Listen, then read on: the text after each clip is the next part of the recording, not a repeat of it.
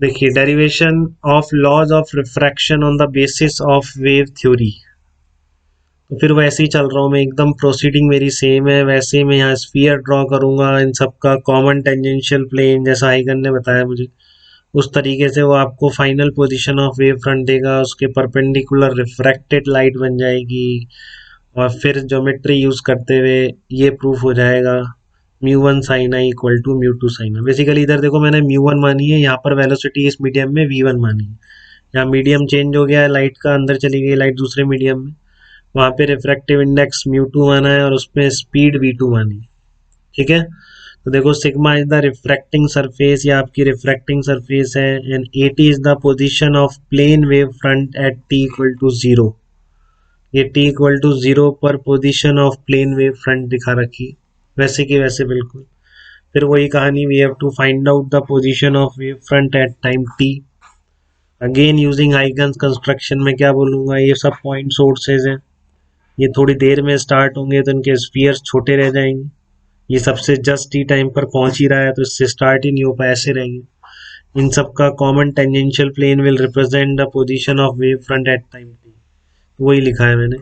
use an Huygens restriction, A will act as a point source and as time t wavelets from A will lie on hemispherical surface of radius v2 into t।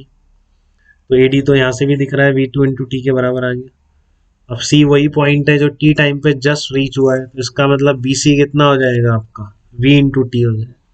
यही बात है, C वो point है जो just reach हुआ है as a time t, तो इसलिए आप क्या बोल सकते हैं, BC must be equal to v1 into t। ध्यान रखिए, ये V2 इंटू टी हुई है और ये BC कितनी होगी, V1 इंटू टी, क्योंकि अब मीडियम अलग अलग हो गए तो स्पीड अलग अलग होगी लाइट की। ठीक है, तो नाउ टेंजेंशियल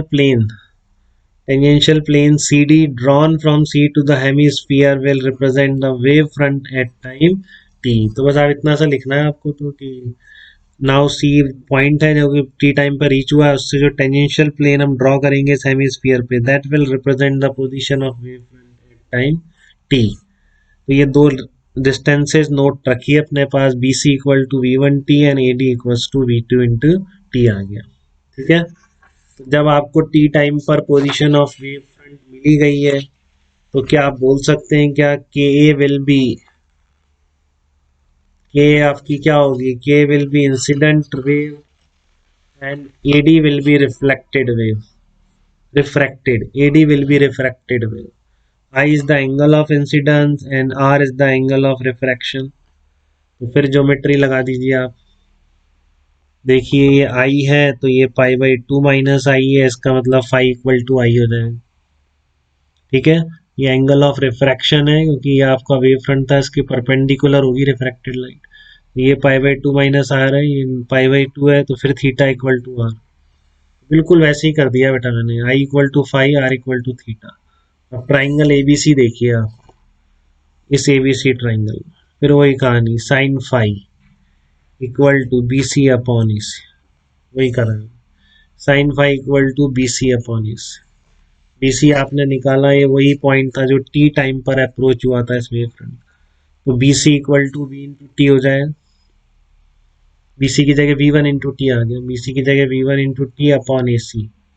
इस तरह से sine theta in triangle A D C, ये रहा ए डी सी में sine theta equals to A D upon A C.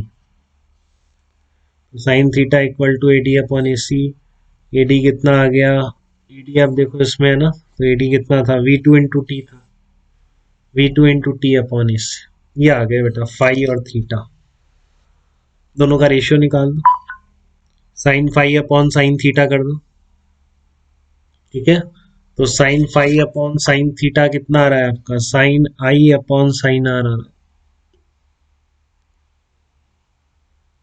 Divide करके देख लो आप, साइन इसके फाई की वैल्यू आई है, थीटा के आ रहे हैं इसलिए, और ये आ रहा है v one upon v two. तो v one upon v two आप म्यू की डेफिनेशन से, म्यू यही होता है आपके सी बाई वी।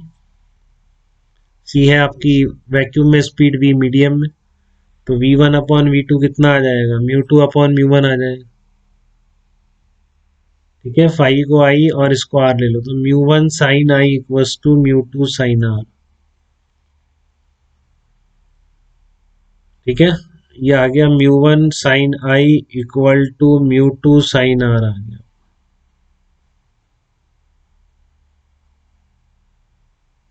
यहाँ तक कोई दिक्कत बेटा किसी को भी बताइए। Mu one sine i equal to mu two sine r, यहाँ पर म्यू क्या है, म्यू है सी बाई वी।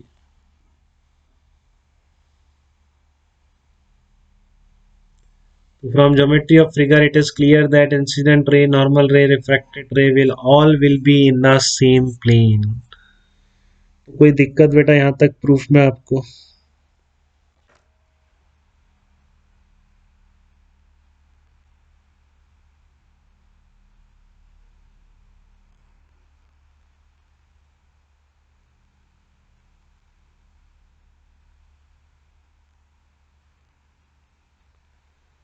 ठीक है, तो geometry of figure it is clear that incident ray, normal and reflected ray will be in the same plane. और इस तरह से आपका स्नेल्स लॉ निकल के आ जाए। कोई दिक्कत तो नहीं बेटा, एक बार देख लीजिए आप इस तरह की सिचुएशन में।